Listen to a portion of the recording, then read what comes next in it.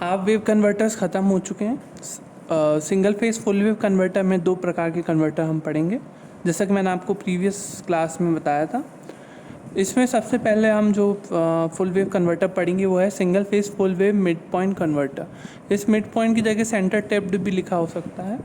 Mid point आपने rectifier पढ़ा होगा डायोड के केस में भी, तो उसमें सेकेंडरी वाइंडिंग क्या होती है, दो पार्ट्स में इस तरीके से डिवाइडेड होती हैं। इसमें टर्न्स रेशियो जो है इक्वल है, 1 है, तो जिसके कारण से जो वोल्टेज यहाँ पर है वही वोल्टेज यहाँ पे इंड्यूस होगा, यानी ये Vs है तो यहाँ पे भी Vs और यहाँ पे भी Vs वोल्टेज इंड्यूस होगा। तो इस प्रकार से हमने टर्न्स रेशियो यहाँ पे 1 रख के वोल्टेज सेम वोल्टेज यहाँ पे इंड्यूस कराएंगे। यहाँ पे जो हमारा वोल्टेज Vs है वो साइनसोइडल नेचर का है, इस प्रकार से, ठीक है। अब ये है, इस केस में ये साइनसोइडल वोल्टेज हमने लिया है VAN। ये VAN कौन सा वोल्टेज है, ये वाला VAN, और ये VBN क्या है, ये वाला वोल्टेज। तो VAN अपीयर होगा, ये जब पॉजिटिव हाफ साइकिल होगी तो इस केस में VAN VS के बराबर है ना। तो VAN ये प्लस माइनस, जब पॉजिटिव हाफ साइकिल रहेगी तो ये भी क्या होगा, प्लस माइनस VS, मतलब VAN की वैल्यू जो है वो पॉजिटिव होगी, तो ये VAN है। जब इसके बाद ये पॉजिटिव होगा तो ये प्लस माइनस की वजह से ये क्या होगा, प्लस माइनस VS, ये भी VS होगा। तो VNB, VAN और VNB ये दोनों आपस में इक्वल है, लेकिन VNB को अगर हम लिखेंगे VBN तो ये क्या हो जाएगा, VAN equals to minus of VBN। तो इस केस में यहाँ पे जब हम VBN लिखेंगे तो ये माइनस वाला होगा, तो VAN क्या है, पॉजिटिव, तो VBN क्या होगा, नेगेटिव। अब जब VAN नेगेटिव होगा, मतलब जब नेगेटिव हाफ साइकिल आएगी तो ये माइनस प्लस होगा और ये भी माइनस प्लस होगा, ये भी माइनस प्लस, ये भी माइनस प्लस। तो इस प्रकार से ये वाली वेव फॉर्म जो नेगेटिव होगी तो VBN वाली क्या होगी, पॉजिटिव हो जाएगी, क्योंकि VBN माइनस ऑफ VAN है। तो आपको पॉजिटिव हाफ साइकिल और ये समझ में आया कि हमने कैसे बनाया, VAN और VBN दो वोल्टेज के हिसाब से हमने ये जो है सोर्स वोल्टेज वेव फॉर्म बनाई। क्योंकि ये दो सोर्स वोल्टेज वेव फॉर्म की वजह से हमने यहाँ पे क्योंकि मिड पॉइंट रेक्टिफायर है तो हम यहाँ पे एक से ज़्यादा थायरिस्टर यूज़ करेंगे। तो यहाँ पे हम दो थायरिस्टर का यूज़ कर रहे हैं। जब VAN मतलब A पॉजिटिव हो विद रिस्पेक्ट टू N, तो पॉजिटिव की वजह से ये T1 थायरिस्टर ऑन रहेगा, T1 थायरिस्टर फॉरवर्ड बायस रहेगा, गेट पल्स देने से ही ये ऑन हो जाएगा। तो जब ये प्लस हो, ये माइनस हो, और ये प्लस हो, ये माइनस हो, तो ये माइनस की वजह से ये T2 फॉर रिवर्स बायस होगा और इसको ऑन नहीं किया जा सकता। तो इस पॉजिटिव हाफ साइकिल के दौरान सिर्फ कौन सा थायरिस्टर ऑन हो सकता है, T1। तो T1 को कौन से पॉइंट पे हमने पल्स दी, इस पॉइंट पर। तो इस पॉइंट पे हमने थायरिस्टर T1 को पल्स दी और इस प्रकार से हमें वेव फॉर्म मिली। क्योंकि RL लोड है, RL लोड में आप जानते हैं कि ये नेगेटिव पोर्शन भी आता है, परंतु जैसे ही पाई प्लस अल्फ़ा आएगा, है ना, पाई प्लस अल्फ़ा आएगा जैसे ही, तो इस पॉइंट पर अब जब ये VAN क्या हो गया था, नेगेटिव, मतलब ये नेगेटिव हो गया, ये पॉजिटिव हो गया, और ये नेगेटिव हो गया और ये पॉजिटिव। तो इसके कारण क्या होगा, ये नेगेटिव, ये पॉजिटिव, ये नेगेटिव, ये पॉजिटिव, तो ये नेगेटिव के कारण ये अब रिवर्स बायस हो जाएगा और ये पॉजिटिव के कारण ये अब फॉरवर्ड बायस हो जाएगा। तो इसके दौरान, इस साइकिल के दौरान, मतलब VBN जब हमारा ये प्लस हो और ये माइनस हो, तो इस केस में हमें कौन से थायरिस्टर को ऑन कर सकते हैं हम इस केस में, T2 थायरिस्टर को। तो इस पॉइंट पर हमने क्या किया, T2 थायरिस्टर। एक्चुअली इसका ड्रॉबैक यही हो जाता है सर्किट का कि T1 ऑफ हो ही नहीं पाता है, उससे पहले T2 ऑन हो जाता है।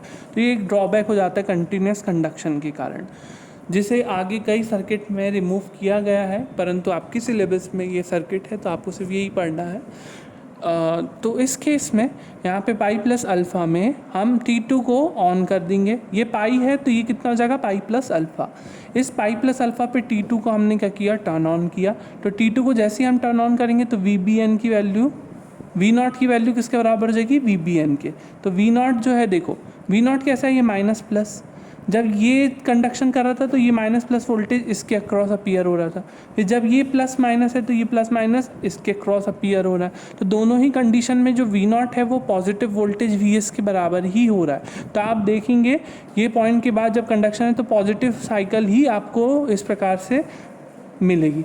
ये आपने पढ़ चुके हैं डायोड रेक्टिफायर में, जब आपको पूरी पल्स ऊपर ही मिलती थी फुल वेव रेक्टिफायर की। तो वही केस यहाँ पर भी है, परंतु यहाँ पे कंट्रोल्ड वोल्टेज है और हमने यहाँ पे थायरिस्टर यूज़ किया है। और इसके बाद जैसे 2 पाई के बाद 2 पाई प्लस अल्फ़ा तक जब ऐसी इंडक्टेंस एनर्जी रिलीज़ होगी तो 2 पाई प्लस अल्फ़ा पर वापस से इस साइकिल पे, इस पर्टिकुलर साइकिल पे T1 को फिर से टर्न ऑन कर दिया जाएगा। तो इस प्रकार से कंटिन्यूसली साइकिल इस तरीके से कंडक्शन हमें मिलेगा। इस केस में हम यहाँ से स्टार्ट कर सकते थे। वेवफॉर्म आई नॉट क्या होगा, धीरे धीरे बढ़ेगा क्योंकि लोड में इंडक्टेंस है। अगर सिंपल ये आर लोड होता, अलग अलग लोड के लिए मैं आपको नहीं बता रहा हूँ, आपको खुद से करना है। अगर ये आर लोड होता तो क्या होता, ये यहाँ से स्टार्ट यहाँ से नहीं होता, ये ऐसी वेवफॉर्म जैसी वी नॉट की है वैसी ही आई नॉट की वेवफॉर्म होती है ना। वी नॉट आई नॉट की जैसी होता, बस वी आई नॉट का जो मान है वो वी नॉट बाय आर होता, उसका सिर्फ एम्पलीट्यूड कम होता। परंतु ये आर एल लोड है तो आर एल लोड में ये तुरंत करंट बढ़ेगा नहीं अचानक से इस पॉइंट पर, ये धीरे धीरे बढ़ता है। परंतु ये ज़ीरो पर डिक्रे होने से पहले, मतलब डिक्रीज होने से पहले फिर से कंडक्शन चालू हो जाता है, तो हमें वेवफॉर्म इस प्रकार से ही मिलती है। तो आगे की वेवफॉर्म को देख के हम पीछे की वेवफॉर्म बनाते हैं। ट्रांजिएंट वेवफॉर्म अगर हम बनाए तो यहाँ से स्टार्ट कर सकते थे, परंतु हम वेवफॉर्म जो बनाते हैं यहाँ पे वो स्टडी स्टेट के अनुसार बनाते हैं। तो स्टडी स्टेट के अनुसार हमारी वेवफॉर्म इस प्रकार से मिलेगी आई नॉट की, या आई नॉट की वेवफॉर्म होगी। अब VT1 और VT2 को निकालने के लिए हम कैसे करेंगे। VT1 अब जैसे कि जब T1 कंडक्ट करे, है ना, जब T1 कंडक्ट करे तो VT2 की वैल्यू क्या होगी। T1 कंडक्ट करेगा तो VT2 की वैल्यू हमें निकालना है। तो जैसे हमने लिखा माइनस ऑफ VT1, है ना, minus of VT1 plus VAN minus VBN। अगर हम इसको VN भी लिखते तो प्लस VN भी लिखते, लेकिन हमने इसको VBN लिखा है, BN, तो इसको हम लिखेंगे माइनस VBN प्लस VT2, है ना, इक्वल्स टू 0। तो हमारा सर्किट कंप्लीट हो गया। अगर हमें थायरिस्टर के क्रॉस वोल्टेज देखना है थायरिस्टर T2 के, और जब T1 कंडक्ट करेगा, जब T1 कंडक्ट करे तो T1 के कंडक्ट करने से क्या होगा, VT1 की वैल्यू हो जाएगी 0, तो बचेगा क्या, VT2 बराबर से VBN माइनस VAN। VBN की वैल्यू क्या है, VBN की वैल्यू भी BM साइन अल्फा। VBN की वैल्यू यहाँ पे BN लिख रहे हैं, NB नहीं, तो यहाँ पे हम VM साइन ओमेगा T तब लिखते जब VNB लिखते, तो VNB VM sine omega T के बराबर होता है। VS मतलब यहाँ पे VM साइन ओमेगा T है, ठीक है। तो यहाँ पे VBN है तो ये minus of VM sine omega T होगा। और ओमेगा T यहाँ पे क्या है वैल्यू, जब हमने T1 को ऑन किया, T1 को हमने ऑन किया तो ओमेगा T की वैल्यू थी अल्फ़ा, तो ओमेगा T की जगह हम यहाँ लिखेंगे अल्फ़ा, और माइनस VAN क्या है VS के बराबर, और VS क्या है VM साइन ओमेगा T, और ओमेगा T क्या है अल्फ़ा। तो ये वैल्यू क्या जाएगी, माइनस VM साइन अल्फ़ा। तो minus VM sine alpha minus VM sine alpha, VT2 क्या हो गया, minus 2VM sine alpha.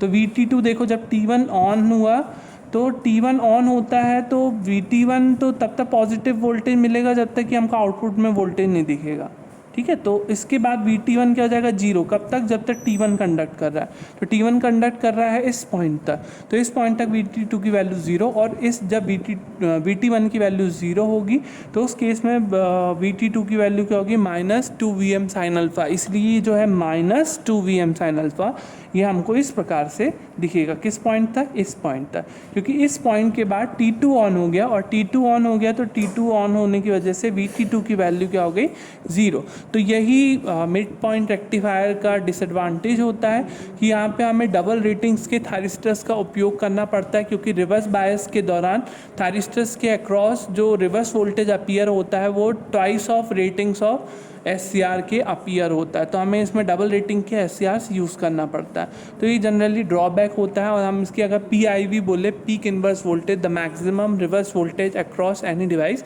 Hair device is thyristor, so here PIV is what 2VM, the maximum voltage which appears during reverse bias is twice of Vm. So here PIV value will be 2 Vm. आप चाहें तो इस प्रकार से circuit बना के भी इसकी वैल्यू इस तरीके से निकाल सकते हैं. अगर हम एवरेज लोड वोल्टेज कैलकुलेट करते हैं तो एवरेज लोड वोल्टेज के लिए हम क्या लिखेंगे, 1/T यहाँ पे टाइम पीरियड कितना होगा, टाइम पीरियड वहाँ पर ख़त्म हो जाता है जहाँ से कि वेव फॉर्म वापस से उसी शेप में कंटिन्यू करने लगती है. तो आप देख रहे हैं ये शेप जो चल रहा है, इस पॉइंट के बाद ये शेप वापस से कंटिन्यू किस पॉइंट के बाद हो रहा है, पाई के बाद. तो हमारा टाइम पीरियड कहाँ से कहाँ तक होगा, सिर्फ 0 से पाई तक का. ये हमेशा ध्यान रखें, ये 0 से लेके पाई तक है टाइम पीरियड, तो इसका टोटल टाइम पीरियड हो गया पाई. इस पॉइंट के बाद वेव फॉर्म रिपीट हो रही है, तो इसका आप 2 पाई नहीं बोलेंगे टाइम पीरियड. जैसे कि हाफ वेव में टाइम पीरियड 2 पाई होता था, यहाँ पे टाइम पीरियड पाई हो जाएगा. तो 1/T इज इक्वल्स टू हम लिखेंगे 1/पाई. और कंडक्शन कहाँ से कहाँ हो रहा है, कंडक्शन कहाँ से कहाँ हो रहा है हम कैसे देखेंगे, जहाँ से थायरिस्टर ऑन हुआ और जहाँ तक थायरिस्टर ऑन रहा. तो थायरिस्टर ऑन हुआ अल्फ़ा पॉइंट पर और ऑन ऑफ कहाँ जाके हुआ, पाई प्लस अल्फ़ा पर. तो कंडक्शन पीरियड जो हो गया हमारा वो होगा अल्फ़ा से पाई प्लस अल्फ़ा. तो हमारी जो लिमिट आएगी यहाँ पे अल्फ़ा से पाई प्लस अल्फ़ा आएगी और Vm sin ओमेगा टी को हम इंटीग्रेट करेंगे. तो यहाँ पे इंटीग्रेशन करने के पश्चात हमें V0 की वैल्यू मिलेगी 2 Vm बाय कॉस अल्फ़ा, और V0 R की वैल्यू भी ठीक इसी प्रकार से निकालेंगे तो Vm बाय √2 आएगी. और Vm बाय √2 आप जनरली जानते हैं RMS value of source voltage होती है. तो हम बोल सकते हैं RMS value of output voltage in single phase full wave converter is equal to the RMS value of voltage in RMS value of source voltage if it is sinusoidal. So V0 R equals to हो जाएगा Vm by √2.